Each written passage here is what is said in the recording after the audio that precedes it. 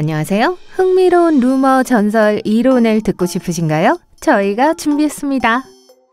중요하지만 이상한 질문을 하나 할게요. 동네 우편함에 붙어있는 동그란 스티커를 본 적이 있으세요? 동전만큼이나 큰 스티커 말이에요. 이 스티커는 얇은 반사 플라스틱이나 일반 종이로 만들어져 있습니다. 이 스티커의 존재에 대한 다소 논리적인 설명이 있어요. 사람들은 다양한 이유로 우편함, 연석, 보도, 가로등 기둥, 나무 등의 무해한 표시를 해온 것으로 나타났습니다. 예를 들어 도로관리원, 유틸리티 회사 또는 측량사는 작업한 구역을 표시해야 할 때가 있습니다. 하지만 표시의 목적을 잘 모르는 의심스러운 주민들은 종종 표시가 최근 인근에서 발생한 범죄 활동과 관련이 있을 거라고 근거 없는 결론을 내리죠. 그러니까 스티커에 대해 걱정하지 마세요. 사실 악당들은 집 주소를 쉽게 기록할 수 있는데 굳이 어떤 기호로 집을 표시하는 건 큰 의미가 없어요. 요즘은 이메일이나 문자 메시지로 거의 즉각적으로 연락할 수 있기 때문에 굳이 스티커를 사용할 필요가 없습니다. 다음 루머는 패스트푸드 팬들을 위한 거예요. 감자튀김에 바르는 케첩보다 더 빠르게 퍼지는 업계의 최신 가십이 있습니다. 극비 메뉴부터 기간 한정 출시까지 레스토랑들은 고객들에게 더 많은 것을 제공하기 위해 최선을 다하고 있어요. 버거킹은 충성도가 높은 팬들을 만족시키는 데 있어서는 꽤나 성공적입니다. 1998년 버거킹은 패스트푸드 업계에 혁명을 일으킬 신제품인 왼손잡이 와퍼의 출시를 발표하며 큰 파장을 일으켰어요. 오리지널 와퍼와 똑같았지만 왼손잡이도 쉽게 먹을 수 있도록 모든 재료를 뒤집어 놓은 특별한 제품이었죠. 처음에 사람들은 회의적이었습니다. 왼손잡이들은 수년 동안 오른손잡이 식기를 사용해왔는데 과연 햄버거를 다룰 수 있을까요? 하지만 버거킹은 이 문제에 대해 진지하게 생각했어요. USA 투데이에 전면 광고를 실어 출시를 알렸고 반응은 압도적이었습니다. 수천 건의 주문이 쏟아졌고 전 세계의 왼손잡이들은 기뻐했죠. 하지만 문제는 이 모든 게 농담이었다는 거예요. 왼손잡이 와퍼는 만우절에 버거킹에서 장난으로 만든 광고일 뿐이었습니다.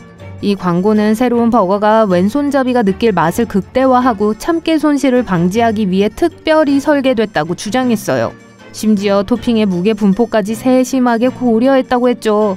일부 사람들은 완전히 낚여버렸지만 다른 사람들은 재밌는 농담을 즐겼어요. 물론 버거킹은 만우절에 장난을 치는 역사를 가지고 있습니다. 심지어 프랑스에서는 와퍼 치약 동영상을 공개하기도 했어요. 그러니 다음에 패스트푸드 업계의 기발한 신제품 출시 소식을 들으실 때는 너무 믿지 마세요. 90년대의 사기를 계속 이어가 보겠습니다. 당시 전 세계는 말을 할 수 있는 작은 털복숭이 인형인 퍼비 인형에 열광했어요. 하지만 일부 부모들은 아이들이 퍼비 인형에게서 나쁜 습관을 배울까봐 걱정했던 것으로 드러났는데 이 푹신하고 작은 인형이 아이들에게 나쁜 말을 가르친다는 비난을 받았죠. 처음에 퍼비들은 귀엽고 무해한 퍼비쉬라는 그들만의 언어를 사용하기 시작했습니다. 하지만 시간이 지남에 따라 더 많은 영어 단어를 어휘에 포함시키기 시작하죠. 이때부터 상황이 까다로워집니다. 모든 문구가 미리 프로그래밍 되어 있기 때문에 엄밀히 말하면 퍼비는 학습을 하는 게 아니에요. 하지만 이 부모들은 그 사실을 몰랐죠. 2000년 펜실베니아의 한 월마트에서는 고객이 욕설을 하는 장난감에 대해 불만을 제기한 후 일부 퍼비를 진열대에서 철수해야 했습니다. 다음 전설은 1981년 오리건주 포틀랜드에서 등장한 폴리비우스라는 비디오 게임에 관한 거예요. 하지만 폴리비우스는 평범한 아케이드 게임이 아니었어요. 그 기원과 목적에 대해서는 여러 가지 설이 있습니다. 어떤 사람들은 미국 당국이 라스트 스타파이터에서처럼 신체적, 정신적 능력을 테스트해서 군인을 모집하기 위한 방법이었다고 생각해요. 다른 사람들은 그것이 뇌동맥류와 발작을 일으켜 CIA에서 사용했다고 생각합니다. 그리고 템페스트의 프로토타입 버전이었다고 믿는 사람들도 있어요. 폴리비우스가 진짜인지 아니면 애초에 이 모든 소문과 이야기가 어떻게 생겨났는지는 분명하지 않아요. 인터넷에는 이와 관련된 수많은 주장이 떠돌고 있습니다. 2009년 10월 15일 리처드와 마유미는 직접 만든 은색 비행 접시 풍선을 콜로라도 상공에 띄웠습니다. 모든 것이 정상이었어요. 90분 동안 2100m 상공으로 날아오르는 풍선 안에 6살 난 아들 팔콘이 갇혀있다고 주장하기 전까지는요. 이 사건은 벌룬보이 사기 사건으로 알려지면서 전 세계적으로 큰 화제가 됐습니다. 주 방위군 헬기와 지역 경찰이 출동해서 풍선이 덴버 국제공항에서 북동쪽으로 약 20km 떨어진 곳에 착륙할 때까지 80km를 쫓았어요. 하지만 풍선을 열었을 때 팔콘은 어디에도 없었습니다. 알고 보니 팔콘은 풍선을 타고 있던 게 아니라 집 다락방에 숨어 있었던 거였어요. 팔콘의 부모가 홍보를 위해 이 모든 것을 연출한 거였죠. 이런. 결국 리처드 히네는 공무원에게 영향을 미치려 한 혐의에 대해 유죄를 인정하고 90일 동안 감옥에 갇혔고 그의 아내 마유미는 20일 동안 주말 감옥에 갇혔습니다. 하지만 두 사람은 언론과 사람들의 주목을 받았어요. 몇 년이 지난 지금도 그들은 여전히 우리 리스트에 올라와 있습니다. 2012년으로 넘어가서 마침내 전 세계가 40억 년 동안의 운영을 끝내야 했던 해로 돌아가 봅시다. 물론 아무 일도 일어나지 않았고 우리는 여전히 여기에 있어요.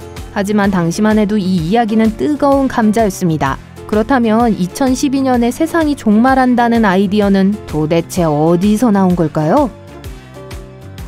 이 모든 것은 고대 수메르인들이 지구로 향하는 니비루라는 불량 행성을 발견한 것으로 추정되는 데서 시작됐어요. 하지만 그 발견은 2003년에 일어났어야 할 일이었고 우리는 여전히 여기에 있습니다. 하지만 그렇다고 해서 종말의 날짜가 2012년 12월로 옮겨지고 마야 달력의 한 주기가 끝나는 날과 연결되는 것을 막지는 못했죠.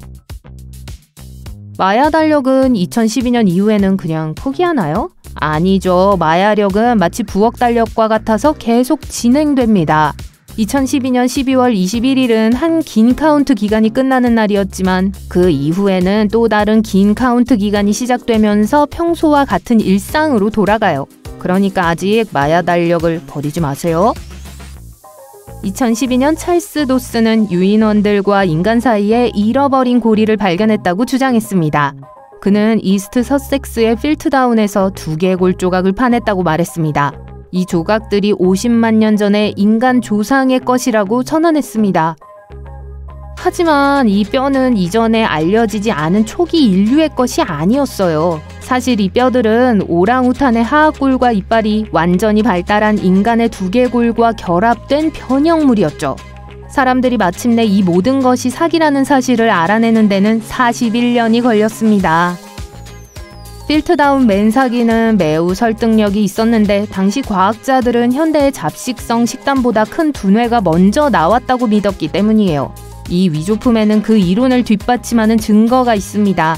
그러니까 이 사건을 교훈 삼아 출처를 항상 의심해보고 해당 사안에 대해 듣거나 보는 모든 것을 믿어버리지는 말아야겠죠. 이제 기적의 비행 펭귄과 함께 인생의 비행을 준비하세요. 2008년 BBC 영화 예고편이 이 장난을 만들어냈습니다. 이 장난은 아델리 펭귄이 하늘을 나는 모습을 보여주는 진화의 기적이라는 가짜 다큐멘터리와 관련된 거였는데요. 이야기가 데일리 미러, 데일리 텔레그래프 등 여러 신문에 널리 보도됐고 일부 독자들은 진짜라고 생각하기도 했습니다. 이렇게 4월 1일이 어떻게 흘러갈 수 있는지 그리고 우리가 읽고 믿는 것에 대해 왜 회의적이어야 하는지 알아봤습니다. 이런 전설을 살펴보는 것도 재밌었죠?